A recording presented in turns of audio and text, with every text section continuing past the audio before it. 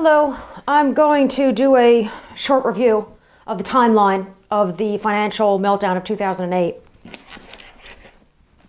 I think 2007 was when I first began to hear the term subprime, and with it I heard, with that term I heard that these were defaulting a lot. Now a subprime mortgage is kind of what it sounds like. It's a mortgage that is given to someone who is more often than usual a non-occupant owner, a speculator, or someone who doesn't want to put down a significant down payment, kind of a short timer, someone who takes an interest rate that is a teaser rate, it's short in the beginning and then balloons, and with it the payment a few years down the road, or someone with dodgy credit, or maybe someone with no credit at all. This is where the term ninja comes into play, no income, no job application. Now, the great thing about the subprime mortgage market was that it increased demand. It brought more people into the housing market. Prices increased. That was great. The problem with the subprime mortgage market was that these people defaulted like crazy. And two things with that: the defaults brought down the balance sheets of the banks that offered the loans, and the defaults just made the housing market freak out. Because if a lot of people were defaulting, it meant that the high prices were not justified. You couldn't get a loan, the demand began to shrink, and housing prices decreased. More people were underwater, more defaults. But in addition to those two items, Nimitz, don't eat that. No, no.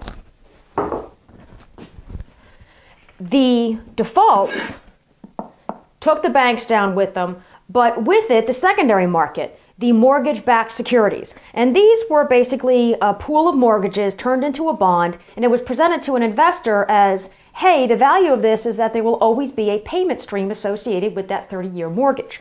Well, if there are tons of defaults, no, there really isn't a payment stream. So the value of the mortgage-backed securities began to drop dramatically, and even for those with healthy payment streams, because we use mark-to-market accounting principles, there was no market because nobody knew what was really going to happen with that. So everybody lost on the mortgage-backed securities, and everyone was exposed to them. So now the financial companies are going down. Bear Stearns in March, Morgan Stanley, Merrill Lynch, ultimately Lehman Brothers in September. But see, this thing isn't over yet, because it also took with it the tertiary market, the market for credit default swaps. And these were insurance policies that companies took out on their mortgage-backed securities. So if the value of the mortgage-backed security went down, somebody would give you a collateral payment on that. And that someone was AIG. But with the failure of the mortgage-backed security market, AIG just had to cry uncle. And it cried uncle to the United States taxpayer, Uncle Sam. So that was the end of September. Wachovia has gone down. Washington Mutual has gone down. Fannie Mae and Freddie Mac are in U.S. government conservatorship. The spread between the LIBOR, the London Interbank Overnight Rate, and the credit default swaps has grown huge. Credit has frozen. So even companies that have nothing to do with mortgage-backed securities or CDOs or any of this stuff are suffering because they can't get operational loans for day-to-day purposes like inventory, like payroll.